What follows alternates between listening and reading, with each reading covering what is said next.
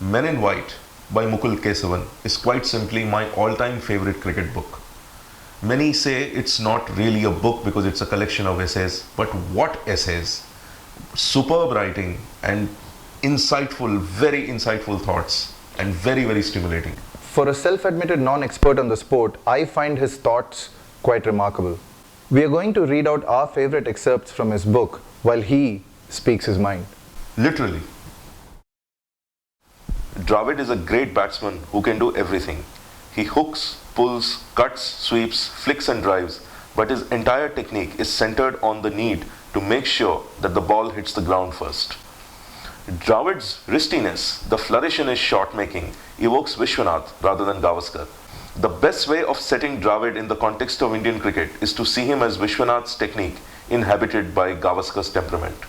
There was a magazine called Wisden Cricket Asia 6-7 years ago, or maybe a little longer, 8-9, and suddenly there was a forum where you could write about cricket at length. Some years into writing regularly for it, it's at that point that I began to think that, perhaps there's room for a book on Test cricket. If I had to choose between Tendulkar and Mianda to play for my life, I would, after making sure that he wouldn't hold my nationality against me, choose Mianda as my champion. My memories of him are crowded with epic rearguard actions and victories salvaged by will alone. Tendulkar's innings are monuments to his genius without being landmarks in the history of Indian Test cricket. I didn't have that much to say about cricket in the first place. I think what I did have to say about cricket had to do with being a spectator. And you can push that up to a point. Beyond that, you begin to encroach upon areas of expertise which you actually know nothing about. I'm always astonished after I've written a piece and I reread it to read the confidence of the generalization. Azharuddin is best understood as a right-handed Lara. Neither is orthodox in any recognizable sense, though Azharuddin's shots are more idiosyncratic than Lara's.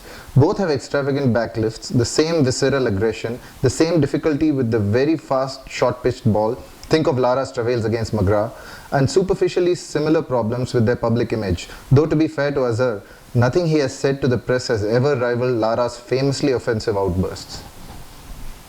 When you write a blog about something like cricket, you tend to, despite yourself, begin to look for responses. And you begin to write in a way that is more and more opinionated. And you're wound up by the responses, so you write in a correspondingly more provocative way. And after a while, you get so sucked into this that at the end of a year, I'd only ever intended to write it for a year. I think I went 2 months over the year. I thought to myself, what am I doing? And I stopped. In some ways, it encouraged the worst in me as a writer. Indian Test cricketers aren't adults. This is something they share with Indian men generally. The reason for this, if you'll forgive a short detour into pop sociology, is that young Indian men know themselves mainly as brothers, sons and husbands. They see themselves as points in a grid of kin. They don't grow up confronting others to define their individual selves. They don't leave home and they don't metaphorically kill their fathers. It may well be that my training as a historian has something to do with my interest in the context of cricket. I don't actually have, if you will, the disadvantage of having to do a match report, which is a very particular genre which requires very considerable skill. So it's my kind of writing within the columns of a broadsheet newspaper in, say, England would be seen as colour writing. One reason why the Indian middle class took to cricket, football and hockey in India remained more plebeian sports, is that it used to be the only game unfit people could play at the highest level. You only need to look at file photos of Vijay Manjrekar and Erapalli Prasanna to confirm the truth of this. One of the things that's remarkable about Indian cricket writing is it is quite simply the best cricket writing in the world.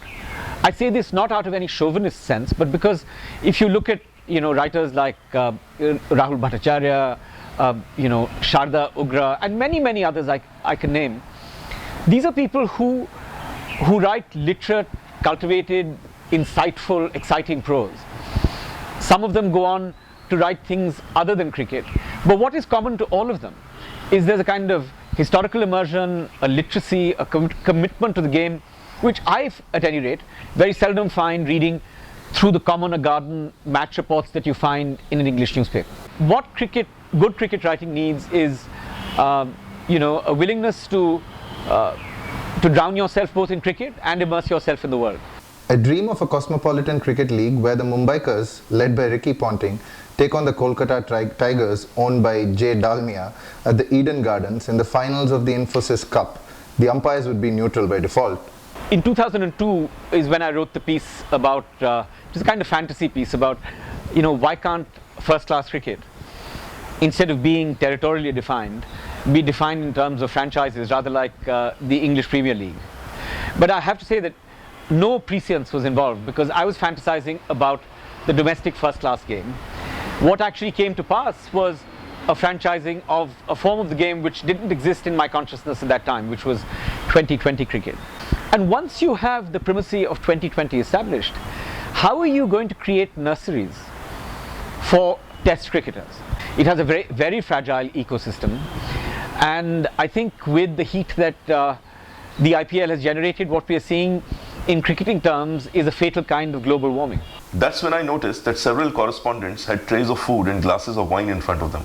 Had these only been white correspondents, I would have assumed that the refreshments were a guild privilege to which I was not entitled and done nothing. But when I saw a couple of desi journos walking in with trays, I began to wonder, as Indians customarily do, to whether they knew something I didn't. I looked around me and saw that there was a buffet lunch laid out behind the viewing area and a counter from which drink was being dispensed. I slid past the Sri Lankan bon vivant and made my way to the buffet table, but not before making certain that absolutely no money was changing hands. The only way in which test cricket can be rescued is through a process of triage. Basically you have to cut your losses. Test cricket really is an essentially bilateral game. Test matches, as far as India is concerned, ought to be played between major and substantial test teams, which I think today number about 5. Over the last decade, Jayasuriya has been the most significant batsman in contemporary cricket, more important than Tendulkar, Lara, Waugh or De Silva. He is a hugely successful heretic, the Martin Luther of modern cricket. He has made the rules of orthodox batsmanship seem overstated and dogmatic. The exemplary modern cricketers are Waqar Younis, Shane Warne, Muralitharan and Jonty Rhodes. Ricky Ponting, Donald, Tendulkar, Brian Lara are great players, but they aren't revolutionaries. They haven't changed cricket. They have, as great players do, taken what suits them from the innovations of the modern game. Cometh the moment, cometh the man, and the man is not necessarily a cricketing god or a titan. I mean, to use an analogy, the MP3 player wasn't invented by Apple. Sure. Neither was the slate invented by Apple. Apple is an extraordinarily evolved, integrated computer company and consumer electronics company. But these things were invented by lesser players who were innovators, but who lacked, if you will, the ability to be the summation of everything. I think what the great players do is that they gather what other people have innovated imperfectly and make it perfect. By the time Waugh won the toss, I was 14 again, as were most people around me. For the middle-aged, test matches are time machines. It is axiomatic that cricket fans are younger than the men in the middle because seniority in sport is a function of experience, not age. You need to bring your son to a test match to be your age, and I had left mine at home in Delhi. There are writers like Kafka who not only influence their successors, they influence their predecessors as well. The thing about Lakshman is, in a kind of retrospective way, he gives you a vocabulary for defending my unreasonable devotion to Vishwanath. Gavaskar was the one batsman Indians watched without fear. You knew that when he went, it would be on account of a very good ball, not fear or ineptitude or fickleness. He was money in the bank. For the length of his career, he underwrote Indian cricket. He made us feel solvent. We shall never, as old-fashioned cricket writers used to say, see his like again. We should find a way of doing two-day weekend first-class cricket with limited overs, 4 innings, a kind of Champions Trophy. On the footballing, on the UEFA Cup model, a Champions Trophy in which the top regional sides, together with the associate nations, are represented and play a kind of international tournament. The remedy Gilchrist proposes, walking as a matter of individual conscience, is more a gesture than a solution. It's a form of gallantry that should have become redundant or obsolete in this age of televised cricket, when batsmen of an earlier age like Vishwanath walked Their gestures served a purpose. It disclosed information that no one else would be privy to. The more cricket you play between Australia and Bangladesh, the larger the hemorrhaging is. I mean, he's so colossally thick. What? About everything. Oh my goodness. My God, it's like Tandav. Kumble would. Even as a bowler, Oh, forget especially as a captain. bowler. I mean, if I was a fielder for Kumble, I would be seriously stressed out. Kumble's used to be the great mid-on keel over. You know, like a tree falling over. Lovely man. Look, if Irfan Pathan can make $2 million, It's really difficult to imagine. $2 million.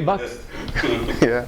Imran is actually a pretty good cricket expert, which is not surprising. Whenever he opens his mouth in anything else, it's just completely embarrassing. You know, we should never have had Zimbabwe or Bangladesh in the test playing universe. Okay, the two most homemade techniques in the current Indian limited overs side, Yusuf Pathan and Mahendra Singh Dhoni. Dhoni is like a caveman. You know, if you locked a man in a cave, what kind of cricket would he play? He would play like Dhoni. There's a kind of cathartic violence in the way he plays.